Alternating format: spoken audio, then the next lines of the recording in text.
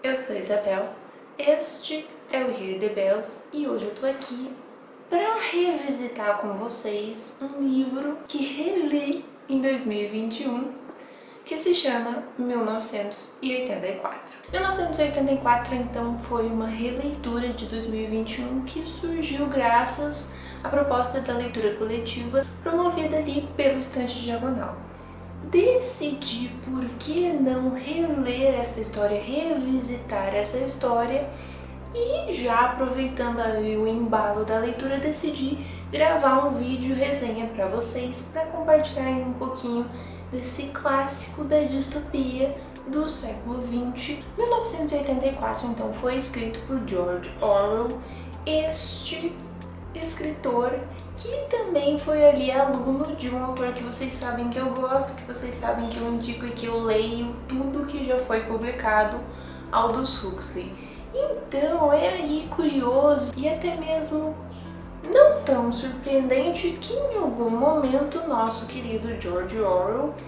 ali decidiu escrever uma distopia, coisa que seu professor Aldous Huxley também já tinha escrito. No caso da distopia de George Orwell, a gente vai ter um caminho, uma sociedade, um mundo bem diferente daquele criado por Aldous Huxley, porém algumas coisas ali são pinceladas e a gente encontra, inclusive, e isso é algo que eu não tinha percebido quando realizei a primeira leitura, uns comentários ali, umas pinceladas do George com relação a Admirável Mundo Novo. Em 1984 a gente vai conhecer então o nosso protagonista, Winston. Winston é um membro do partido, ou seja, ele tá ali num círculo social, num círculo de poder um tanto quanto mais elevado quando comparado aí a outras camadas da população, e sendo membro do partido, então ele vai estar um pouco mais inserido nos planos, nas atividades realizadas ali pelo governo vigente. Esse governo vigente,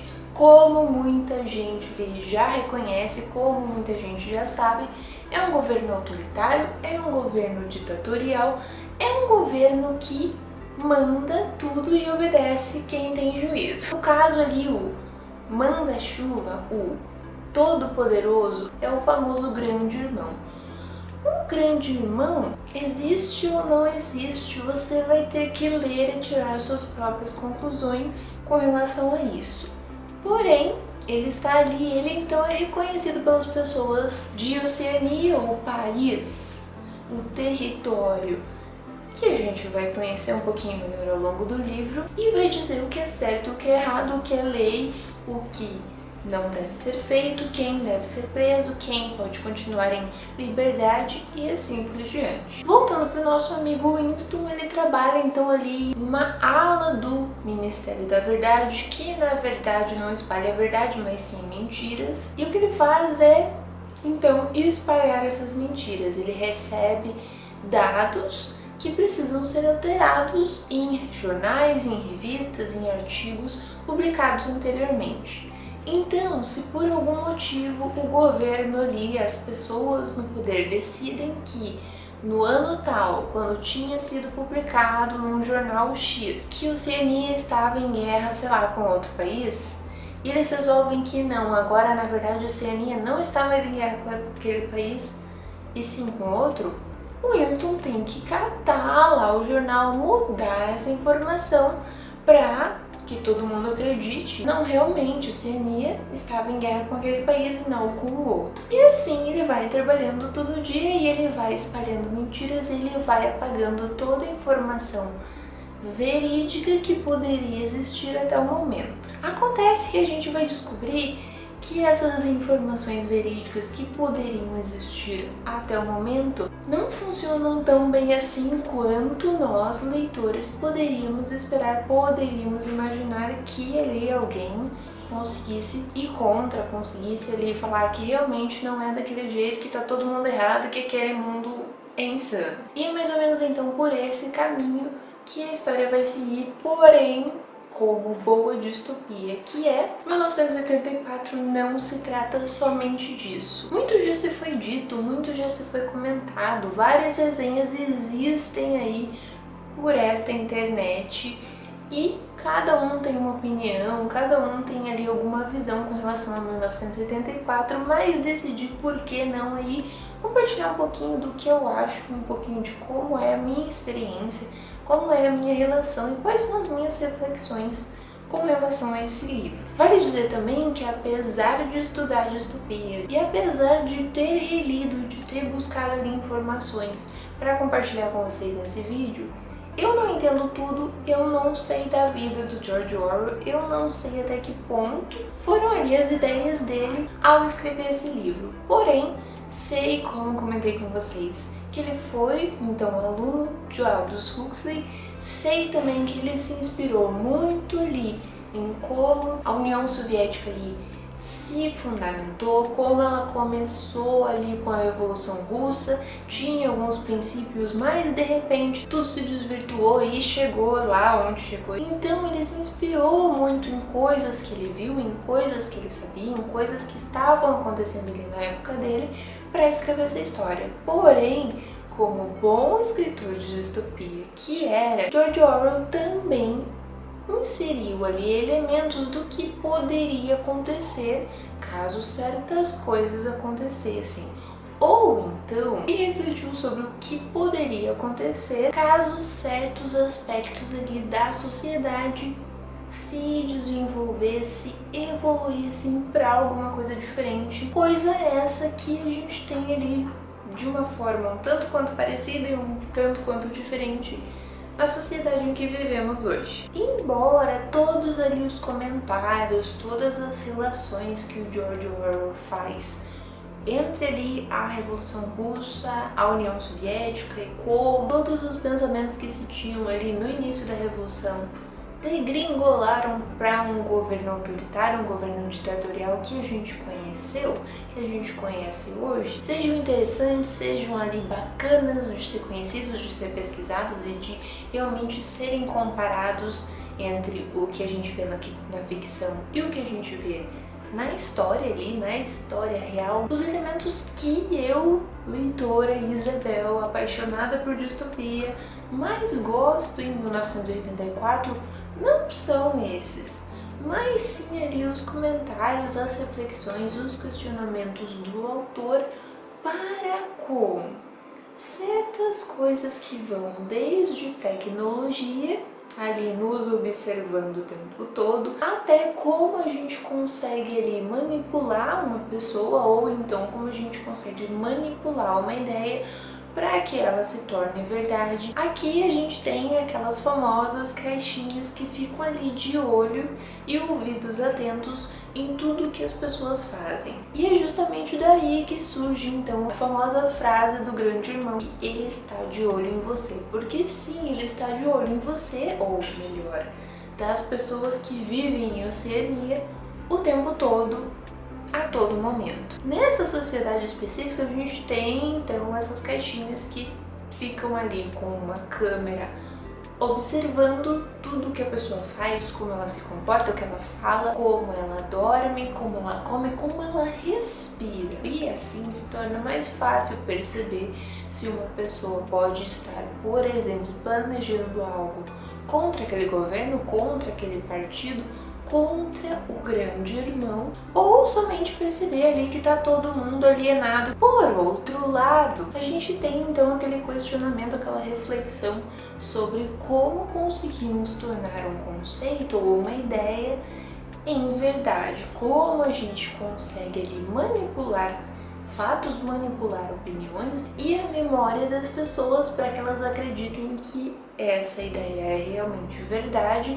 e aquela é realmente mentira. Isso não acontece somente ali observando o trabalho do Winston, o que ele faz no Ministério da Verdade. Isso acontece em todos os âmbitos, em todos os detalhes, em todos os aspectos da sociedade de Oceania. O interessante aqui que George Orwell faz é mostrar que a gente não precisa somente alterar ali então um dado que está escrito num livro para fazer as pessoas acreditarem que aquilo lá é verdade realmente. Por meio de propagandas, por meio de anúncios, por meio ali da televisão, do rádio, por meio de N mais específicas que trabalham ali com informação, com verdades, com conhecimentos. A gente vai moldando então de pouco a pouco cada pessoa e a mente de cada pessoa para acreditar que aquilo lá é verdade. Porque se a televisão disse, ou então se o governo disse, ou então se o jornal disse, é porque é verdade. Nesse sentido, complementando até mesmo essas reflexões que o autor faz, a gente acaba percebendo também como é fácil manipular informações, como é fácil manipular ali a opinião e os pensamentos de uma pessoa para acreditar que certa coisa é certa ou é errada, e que tal pessoa é um criminoso ou então é um salvador da pátria, com uma manchete sensacionalista aqui e um texto bem arrematado ali, a gente consegue facilmente fazer aquelas pessoas menos preparadas, aquelas pessoas ali que já são mais facilmente alinhadas ao que realmente se espera delas, a acreditarem em coisas que queremos que elas acreditem. Essas coisas podem ser verdade ou não, e não necessariamente essas pessoas vão pesquisar e vão ir atrás e vão tentar lembrar se aquilo lá bate mesmo com o que aconteceu ou é pura balela de quem foi que escreveu ou publicou ou criou aquilo. Mas como 1984 é aí uma história complexa, uma história profunda, é uma história cheia de detalhes, a gente também vai perceber que o problema não está somente ali nas mídias, não está somente na televisão, no rádio, nos jornais, ou poderíamos dizer até na internet. O problema está ali no governo, nas relações de poder, em como acontece, por exemplo, poderíamos dizer, a educação ali das criancinhas. Se essas criancinhas são levadas a aceitar tudo o que dizem delas e aprenderem a desconfiar de toda pessoa que surgir na frente dela, achando que essa pessoa é um inimigo do Estado e deve, sei lá, morrer e ser sacrificado na frente de toda uma legião de pessoas, essa criancinha vai ser levada ali a realizar mais ou menos o que se espera dela. Porém, se essa criancinha ali for questionada de vez em quando, puder ler certos materiais diferentes, puder pensar por si mesma, talvez ela comece a achar que tudo aquilo que ela está vivendo, que todo aquele sistema que existe ao redor dela não seja realmente bacana para as pessoas, até porque esse sistema realmente não é bacana para as pessoas, porque a gente tem falta de alimento, falta de bens de consumo, falta de qualidade de vida para praticamente todas as pessoas, inclusive os tais membros do partido. 1984 é uma história que fala ali sobre uma revolução que tinha ideias interessantes, que tinha motivos bacanas para acontecer, que conseguiu tomar o poder, mas que quando tomou o poder, então desceu ladeira abaixo, deixou o poder ali desvirtuar todas aquelas ideias iniciais, e então se mantém somente para manter o poder nas mãos daqueles que estão no poder e o resto da população que se lasque. Mas 1984 também é uma história sobre como é fácil e ao mesmo tempo bem complicado manipular ali as mentes, manipular ali a opinião, manipular os pensamentos das pessoas. E 1984 também é uma história sobre a perda do eu, sobre a perda daquilo que torna uma pessoa nela mesma, sobre o que transforma uma pessoa no que ela é, sobre o que consegue desvincular uma pessoa específica de uma massa, de uma multidão de pessoas que ali alguns chamam de um país, de uma população, de uma comunidade. Assim a gente vai perceber que muito mais difícil do que controlar ali uma massa de pessoas que vão agir mais ou menos da mesma forma é realmente controlar uma pessoa, porque cada indivíduo, cada pessoa que vai compor então aquela massa, aquele bolo de pessoas que ali chamamos de população, é única, e vai pensar de uma forma, vai agir de uma forma, vai ter opiniões diferentes das outras. E é aí que elas se tornam únicas. E é aí que realmente existe o problema para a sociedade de 1984, porque são os indivíduos que eles podem ali ter alguma dissidência e possibilidades de mudança. Mas se você gostou desse vídeo, não se esquece de clicar no gostei aqui embaixo e também já coloca aí nos comentários se você já leu 1984, se você participou ali da leitura coletiva promovida pelo Estante Diagonal. E aí, o que você acha desse mundo todo? Se você sentiu que faltou alguma coisa aqui nesse vídeo resenha, o que seria? Vamos conversar, vamos debater um pouco mais nas caixinhas de comentários e a gente se vê no próximo vídeo.